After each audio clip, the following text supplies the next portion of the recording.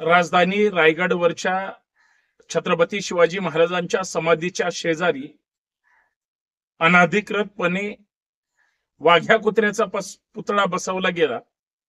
खरं तर वाघ्या कुत्र्याचा आणि छत्रपती शिवाजी महाराजांचा, त्यांच्या इतिहासाचा आणि समाधीचा जवळ उभा करण्याचा काहीही संबंध नाही। वाघ्या कुत्रा इतिहासामधलं असं कुठलं पात्र नाही। नक्कीच छत्रपती शिवाजी महाराज कुळवाडी भूषण बहुजन प्रतिपालक होते, कुळाचं रक्षण करते होते। शेतकऱ्याच्या बाजीच्या देठाचं सुद्धा छत्रपती शिवाजी महाराजांनी संरक्षण केलं। परंतु छत्रपती शिवाजी महाराजांच्या समाधीच्या शेजारी त्यांच्या पत्नी महाराणी सोयराबाई त्यावेळेस सती गेलेले असताना सुद्धा, किंवा एक राजा गेल्यानंतर किंवा कुठलाही व्यक्ती गेल्यानंतर सती प्रथा होती, पत्नी त्या चितेमध्ये उडी टाकून त्या ठिकाणी सती जात होती।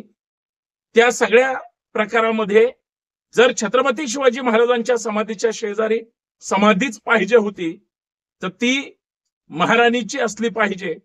मात्र जाणीवपूर्वक खोडसाळपणे ज्यावेळेस रायगडाचा जीर्णोद्धार करण्याचा प्रसंग आला, बाळ गंगाधर टिळक त्या समितीचे अध्यक्ष होते आणि तत्कालीन काही लोकांनी नंतरच्या काळात सुद्धा समाधीचं अर्थात रायगडाच्या जीर्णोद्धाराचं काम सुरू होतं। त्यावेळेस सुद्धा जे कोणी समितीमध्ये होते त्या सगळ्यांनी किंवा खोडसाळपणे राम गणेश गडकरीच्या नाटकाचा संदर्भ घेऊन वाघ्या कुत्रा, तो कुत्रा त्या समाधीमध्ये अर्थात पुतळ्याच्या स्वरूपात उभा केला गेला, इतिहास बदनाम केला गेला। परंतु या माध्यमातून मला जबाबदारीनं सांगावं लागेल की छत्रपती शिवाजी महाराजांच्या संपूर्ण हिंदवी स्वराज्यावर प्रत्येक 18 पगड जाती आणि 12 बलुतेदार बहुजन समाजाचा हक्क आहे। छत्रपती शिवाजी महाराज हे सगळ्यांचे राजे होते। छत्रपती हा शब्द साधा नाही तर तो रयतेसाठी सुरक्षा कवच आहे। असं असताना सुद्धा छत्रपती शिवाजी महाराजांची समाधी ज्या ठिकाणी आहे त्याच्या शेजारी वाघ्या कुत्रा, त्या ठिकाणी कुत्र्याचा पुतळा उभा करून, आणि तो पुतळा म्हणजे धनगर समाजाचं फार मोठं श्रद्धास्थान आहे असं खोटं नाटं भासवून जाणीवपूर्वक भोळ्या बाबड्या आणि विश्वासू इमानदार धनगर समाजाची त्या ठिकाणी दिशाभूल करण्याचं, काही तथाकथित समाजाचं नाव घेऊन जगणारे आणि सरकारच्या तुकड्यावर, इशाऱ्यावर आणि आदेशानं काम करणारे लोक इथं समाजाला पुढे आणण्याचा प्रयत्न करतात। खरं तर वाघ्या कुत्र्याचा आणि धनगर समाजाचा दुरान्वये लांब पर्यंत काही संबंध नाही। छत्रपती शिवाजी महाराजांच्या स्वराज्याचा, छत्रपती शिवाजी महाराजांच्या नंतर जे मराठा साम्राज्य होतं, शिंदे आणि होळकरांनी स्वराज्याची ती भगवी पताका अहत तंजावर तहत पेशावर अवघा मुलूक आपला या उक्तीप्रमाणे छत्रपती शिवरायांच्या स्वराज्याचा दबदबा संपूर्ण भारतभर ठेवला। होळकर म्हणलं की सगळे असे चळचळा कापायचे। त्या होळकरांचं, मग ते मल्हारराव होळकर असतील, यशवंतराव होळकर असतील, तुकोजी होळकर असतील, स्वराज्याशी निष्ठा असणाऱ्या या सगळ्या निष्ठावंतांनी खरं तर स्वराज्यावर प्रेम केलं आणि वेळ प्रसंगी स्वतःचं रक्त सुद्धा सांडलं। ते होळकर शिवाजी महाराजांच्या प्रेमापोटी रायगडाला किंवा समाधीच्या जीर्णोद्धाराला किंवा त्यावेळेस लागणाऱ्या गोष्टीला त्या ठिकाणी मदत करतील। ज्या होळकरांनी तत्कालीन राम मंदिराला सुद्धा त्या ठिकाणी मदत केली होती, तुकोजी होळकर असतील किंवा त्यांच्या वतीनं जी मदत केली गेली रायगडाच्या त्या कामासाठी, ती फक्त आणि फक्त छत्रपती शिवाजी महाराजांवर स्वराज्यावर असणाऱ्या निष्ठेप्रती केली. तो पैसा मग वाघ्या कुत्र्याच्या समाधीच्या कामाला ज्यांनी कुणी लावला त्यांनी असं भासून दिलं की महाराज तुकोजी होळकरांनी दिलेले पैसे म्हणजे हाच इतिहासाचा संदर्भ आहे. छत्रपती शिवाजी महाराजांच्या समकालीन शिवकालीन ऐतिहासिक संदर्भामध्ये पोर्तुगीज असतील, डच असतील किंवा कुणाच्याही तत्कालीन ज्याने ज्याने इतिहास लिहिला छत्रपतींवर कुठेही वाघ्या कुत्र्याचा संबंध नाही. जे वाघ्या कुत्र्यासाठी गळा काढून आता रडण्याचं काम करतायत, ओरडण्याचं काम करतायत, ते सगळे सुपारी बाज सरकारचे माणसं आहेत. कुठल्या तरी एका फ्रेंचकाराच्या कुठंतरी नोंद केलेल्या एका वाक्याचा संदर्भ देत आहेत. मुळात एक गोष्ट लक्षात घ्या, तो इतिहास नाही. बखरी असतील किंवा कुठल्याही ऐतिहासिक साधनामध्ये राम गणेश गडकरीचं लिहून ठेवलेलं जर सोडलं तर राजसन्यास नाटकामध्ये संभाजी राजांची किती बदनामी केली. खरं तर आज राम गणेश गडकरी असता तर उभ्या महाराष्ट्राने जोड्याने हाणला असता. लक्षात ठेवा, त्या राम गणेश गडकरीच्या कुठल्या तरी तुटक्या संदर्भावरून थेट वाघ्या कुत्रा समाधीच्या शेजारी छत्रपती शिवाजी महाराजांच्या समाधीपेक्षा अजून उंचावर बसवणं हा शिवरायांचा अपमान नाही का? या प्रमुख मुद्द्यावर मला चर्चा करायची आहे. सर्वांना सप्रेम जय जिजाऊ, जय शिवराय. मी संतोष शिंदे.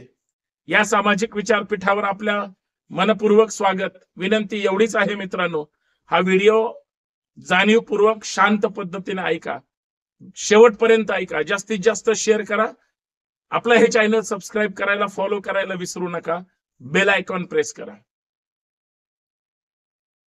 महाराष्ट्रामध्ये लोकसंख्येच्या प्रमाणात सुद्धा धनगर समाज मोठा आहे. 1 नंबरला मराठा समाज आहे, 2 नंबरला धनगर समाज आहे.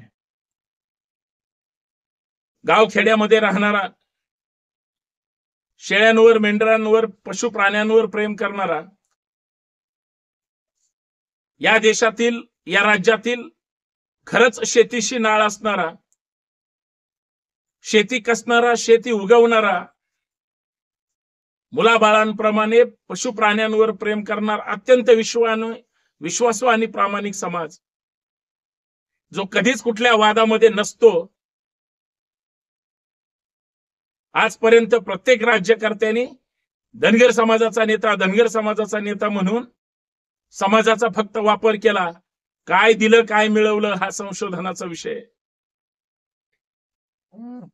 परंतु आता सुद्धा काही वेगवेगळ्या पक्षातील आणि सरकारमधले आणि सरकारच्या आशीर्वादाने जगणारे काही, कधी ओबीसीचं नाव घेतात, कधी अजून कशाचं नाव घेतात, भटक्या विमुक्तांचं नाव घेतात, सरकारची दलाली करतात. एखादी आमदारकी मिळेल, मंत्रीपद मिळेल या हव्यासापोटी नको त्या वादामध्ये उडी मारतात. समाजाला सुद्धा विनाकारण फरफटत आणतात. माझी तमाम धनगर बांधवांना विनंती आहे, तुम्ही आम्ही ज्या महाराष्ट्रात जन्मलो, ज्या मातीत जन्मलो, ती माती स्वराज्याची आहे.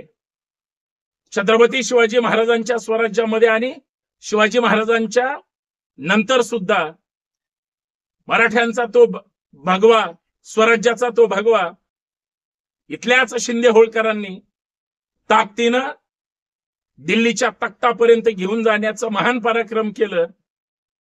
तो धनगर समाज त्याच छत्रपती शिवाजी महाराजांच्या समाधीच्या शेजारी जाणीवपूर्वक खोडसाळपणे कुणीतरी वाघ्या कुत्रा उभा केलाय.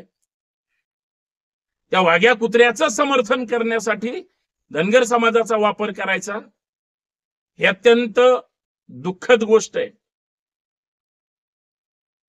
दिशाभूल करून पैसे गोळा करणं आणि स्वतःची घरं चालवणार हे काय कुणासाठीही नवीन नाही.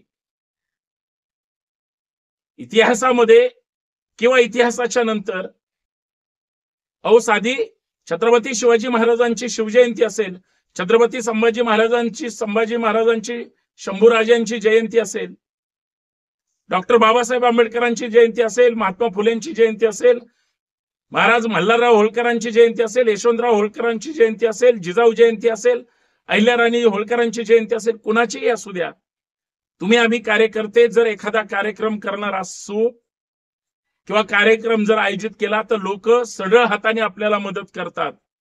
ते कधी आपल्या हेतूवर शंका घेत नाहीत. जयंती चांगल्या पद्धतीने साजरा करतील का, पैशाचं काय करतील, आपण एवढे पैसे देतो, नाही. त्यांची निष्ठा त्या जयंतीच्या उत्सवावर असते, त्या महापुरुषांच्या विचारांवर असते. आयोजक मंडळी काय काय करतात सगळ्यांना माहिती आहे, परंतु आयोजन करणारे सुद्धा प्रामाणिकपणे काम करण्याचा प्रयत्न करतात. रायगडाच्या जीर्णोद्धारासाठी, समाधीच्या जीर्णोद्धारासाठी महाराजांच्या प्रेमापोटी ज्यांनी कुणी पैसे गोळा केले असतील किंवा त्यासाठी प्रयत्न केला, महात्मा फुले सुद्धा त्या समितीचे, किंवा रायगडावर जाऊन समाधी शोधून समाधीचा जीर्णोद्धार महात्मा ज्योतिराव फुलेंनी तत्कालीन इंग्रजांना सुद्धा करायला लावला होता, लक्षात घ्या. आणि ज्यावेळेस समितीचं काम म्हणून काही लोकांनी जर तुकोजी होळकरांकडे गेले असतील आणि एक काम सांगून दुसरंच त्या ठिकाणी काम करून घेतलं असेल, मी म्हणणार नाही तसंच केलं असेल, किंवा तुकोजी होळकर महाराजांना माहित असून सुद्धा त्यांनी जर पैसे देऊ केले असतील,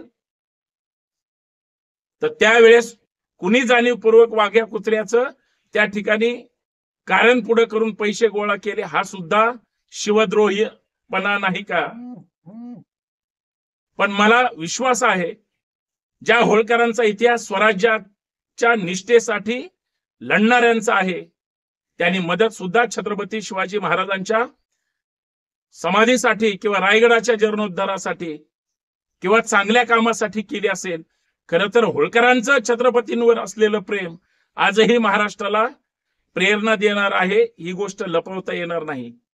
म्हणूनच राजमाता अहिल्याराणी होळकरांनी सुद्धा 32 वर्ष राज्यकारभार केला.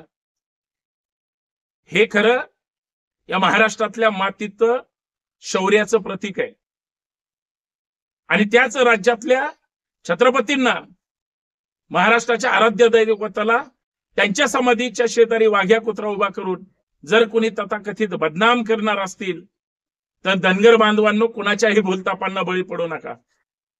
पुण्यात पत्रकार परिषद घेतली, अजून कुठेतरी पत्रकार परिषद घेतली.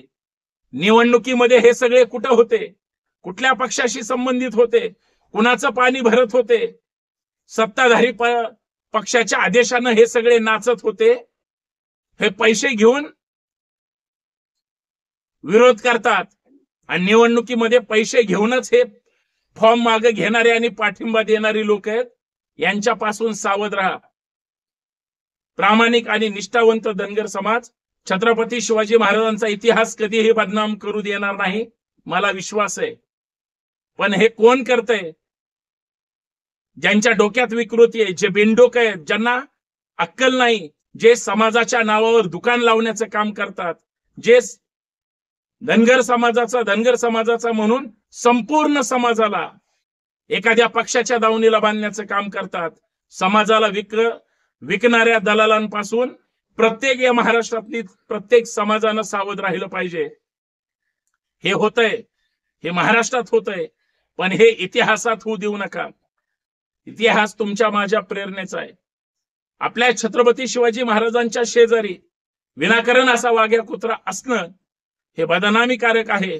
ज्यांना कुणाला वाघ्या कुत्र्यावर फार प्रेम आहे असं मला दिसतंय, त्यांना माझी हात जोडून विनंती आहे, तुमच्याही घरातले आजोबा, आजी, आई वडील म्हणणार नाही, परंतु आजोबा पंजोबा कुणी असतील आणि त्यांचे जर काही तुम्ही चौथरे उभे केले असतील, समाध्या असतील, जर तुम्हाला लईच वाघ्या कुत्र्यावर प्रेम असेल तर त्या वाघ्या कुत्रा रायगडावरचा काढा आणि तुमच्या शेतात तुमच्या